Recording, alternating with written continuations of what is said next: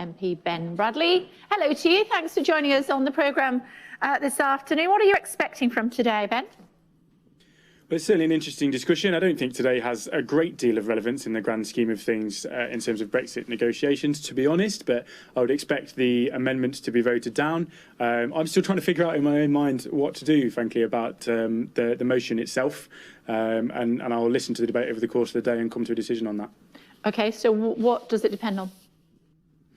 So for me, the discussion you've seen with the Secretary of State this morning, he was very clear that the alternative to a deal with the improvements that we've discussed is leaving on the 29th. But the amendment doesn't really, the motion doesn't really say that. It includes the Spellman amendment from last time, which was to take no deal off the table. I understand what he's saying about the primacy of legislation versus this motion in the House. It's not binding, but I wouldn't want to be seen to be voting effectively to take no deal off the table. So I'm trying to seek some assurances and some listen to some of that discussion in the House over the course of the day. I don't want to vote to take no deal off the table. I think that's an important part of our negotiating strategy. So, you know, there'll be a lot of discussions that happen about that this afternoon. Voting down everything, what's that going to achieve apart from giving the Prime Minister a bloody nose? Well, to be honest, nothing today really achieves anything. It's a box-ticking exercise. We have to come back within X amount of days and have a neutral motion and go through the motions from that perspective. It doesn't change the Prime Minister's approach, regardless, to be honest, of what happens today.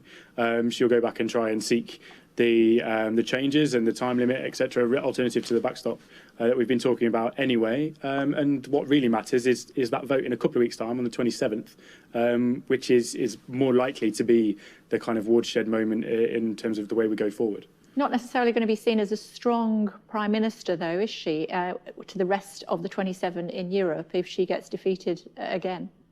Well, it's frustrating because I think the motion today is unnecessarily divisive. I think it could have been put across differently. Obviously, there was a vast majority of the Conservative benches supported the Brady Amendment. The same isn't true of the Spellman Amendment, which was to reject no deal. So the way that the motion has been worded has made it more difficult for Brexiteers today. As I say, I'm still weighing that up in my own mind. But to be honest, I can't imagine that you know, Messrs Barnier and Juncker are sat on the other side of the channel waiting for outcomes of a non-binding vote here. What really matters is what the Prime Minister is putting across to them in negotiations with the European Union in the coming weeks. I'm going to Dublin at the weekend to appear on one of their chat shows, and they said to me during one of the chats today, "Oh, what do you think is going to happen with Brexit?" I don't know. You tell me. You know, I have seen historically the way the EU go about things. I think there will be a last-minute scramble, probably. I hope that we will come to a positive conclusion. The truth is that the European Commission operate in a very different way to politicians in any nation state, and that you know, governments of European countries have to make the case in a PR and marketing kind of way to their residents. The Commission don't have to do that. There's no reason for them to be making the right noises to appease European nations. That's the job of government. So, of course, they can be very blunt and very harsh and strong in public. But I'm hearing in private conversations that they are more sensible behind closed doors, and I hope that's a route to us coming to a positive conclusion. And are we going to throw the people of Ireland under the bus? Absolutely not. You know, everybody's been clear about that.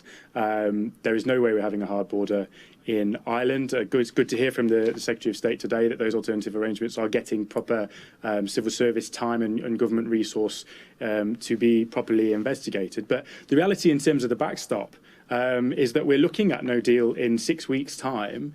But the very simple change, whether the European Union think it's perfect or not, simply giving us a way out of that unilaterally pushes that risk of no deal and that Irish border conversation 2 years down the line. So, you know, worst case scenario from that perspective for the European Union, if they want to avoid no deal, there's a very simple solution to that. OK, good to talk to you. Thanks very much indeed. Thanks a lot.